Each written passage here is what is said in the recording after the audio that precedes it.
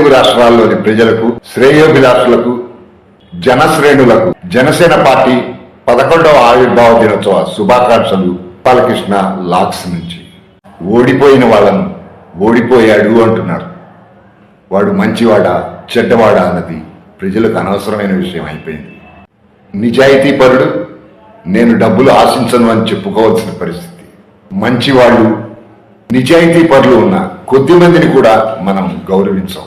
కనీసం జనసేన అధినేత శ్రీ పవన్ కళ్యాణ్ గారి విషయంలోనైనా అలా జరగకుండా ఉండాలని కోరుకుంటున్నాను. పుష్పాలు తన కోసమే సువాసన ఇస్తాయా? వేరే పనేం లేక చంద్రుడు వెన్నెలను విరజిమ్ముతున్నాడా? నీరు పైకి వెళ్ళటం చేతకాకే కిందకి ప్రవహిస్తోందా? మావి చిగురు తిన్న కోకిల ఏమీ తోచకే తీయగా పూస్తోందా? అది వాటి సహజ స్వభావం. కళ్యాణ్ గారు కూడా అంతే. సమాజం బాధే తన బాధ అనుకుని జనసేన పార్టీ పెట్టారు.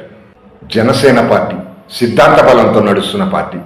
జన సైనికులు కూడా చీమల వలె క్రమశిక్షణతో, తేనెటీగల వలె శ్రమిస్తున్నారు. చివరిగా ఒక మాట.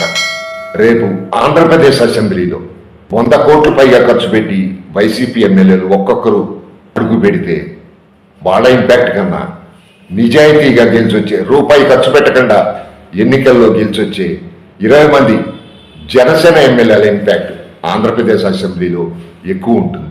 జై జనసేన, జై పవన్ కళ్యాణ్, జై హింద్.